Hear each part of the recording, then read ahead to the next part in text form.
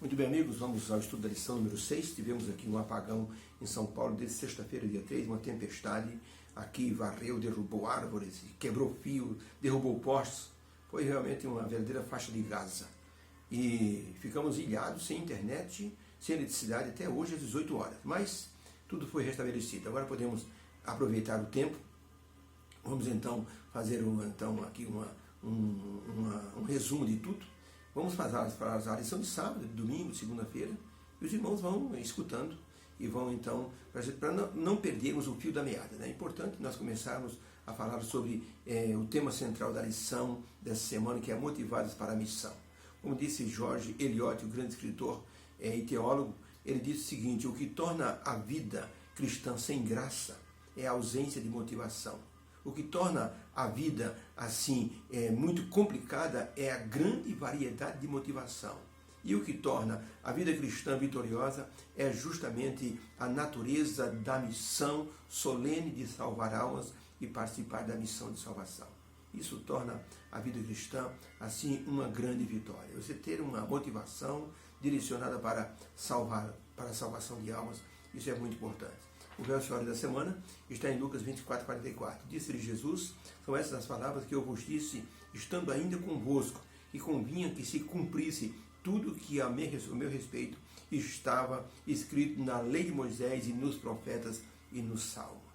E através das palavras, Jesus motivou os discípulos no caminho de Emaús, para que eles pudessem entender por que deveriam agora serem mensageiros da nova missão, a missão de salvação.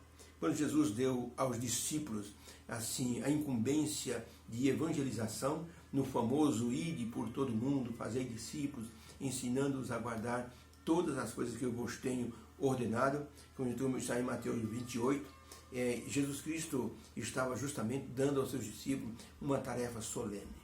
Ele capacitou os discípulos por treinamento, por ensino e também pelo Espírito Santo 2 vezes.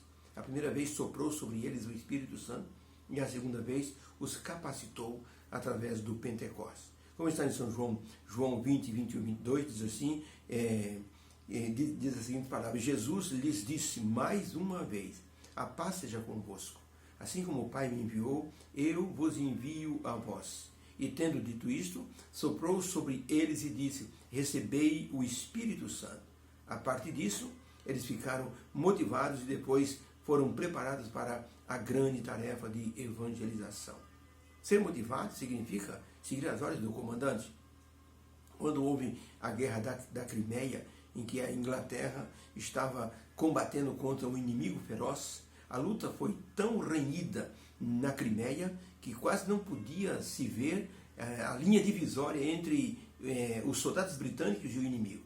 Era um corpo a corpo muito feroz. O general Eliot, ele levantou-se sobre ali o seu cavalo e começou a gritar palavras de ordem para os seus comandados. E gritando e dizendo: vamos avante, vamos todos soldados, vamos ao ataque. Um dos soldados gritou para ele: general, o senhor está em grande perigo. O senhor é um alvo perfeito para o inimigo. Por favor, desça do cavalo. Ele, com a espada na mão, gritava ordens de comando, de motivação, até que os soldados, assim, movidos pelas palavras de motivação do grande general, eles então conseguiram ganhar aquela guerra e chegaram a uma vitória estrondosa. Um soldado que estava olhando disse para o seu companheiro: não adianta você gritar. O general não tem medo de nada, ele é um crente em Jesus. Ele não tem medo de morrer. Ele gosta de, assim, motivar os soldados para que alcancem a vitória. Senhor Jesus Cristo, ele também não tem medo de morrer, porque ele já venceu a morte.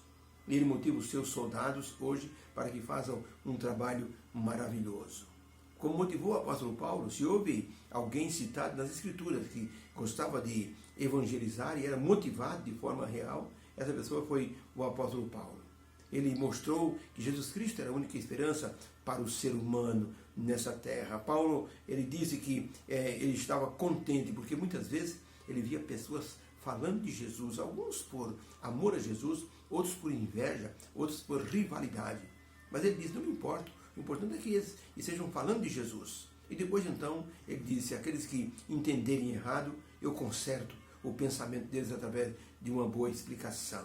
diante dessa situação vivida e comentada pelo apóstolo Paulo, podemos perguntar de forma muito sincera: de que forma estamos pregando Jesus para as pessoas?